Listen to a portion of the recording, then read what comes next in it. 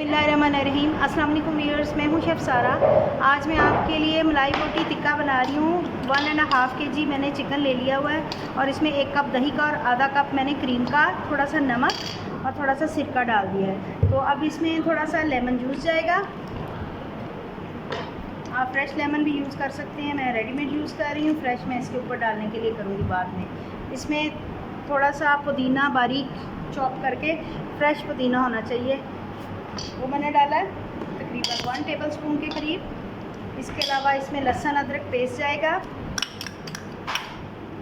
1.5 tablespoon. और इसके अलावा इसमें काली मिर्च,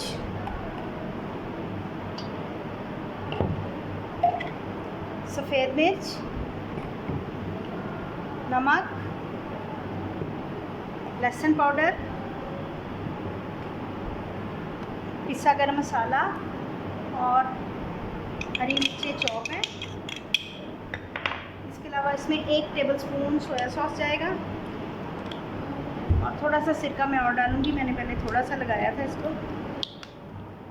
तो तमाम अज्जा को मिक्स करके आधे घंटे के लिए हम छोड़ देंगे।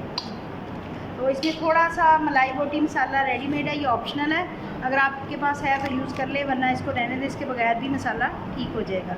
तो ये मैं थोड़ा सा डाल रही हूँ, तकरीबन 1 टेबलस्पून के करीब।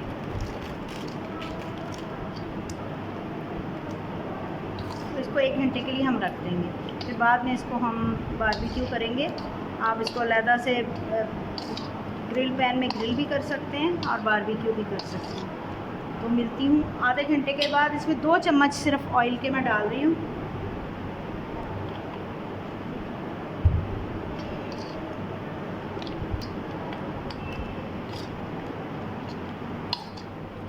मिलते हैं आधे घंटे के बाद जी। अब इनको मैं स्टिक्स में लगा रही हूँ।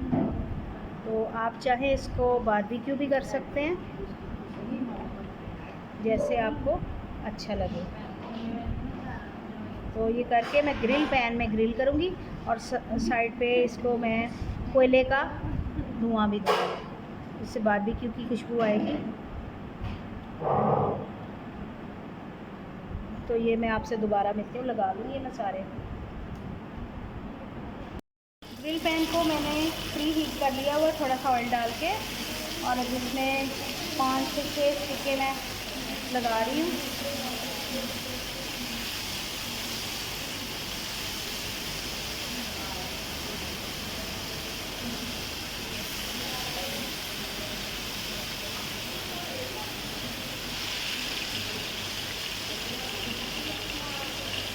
जी, अब इनको आहिस्ता आहिस्ता मैं मूव करती रहूँगी। तो आँच हल्की करेंगे, इसको ऐसे कर देंगे, ठीक है। कोयले की अभी तेल के साथ हमने एक चटनी बनाई है।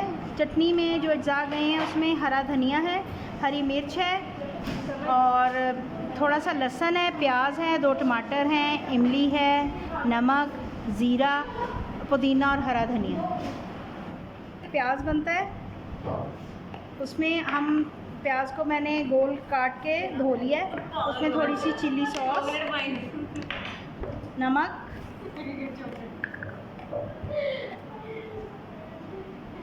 और थोड़ी सी पिसी मिर्च, ताकि इसमें कलर आ जाए।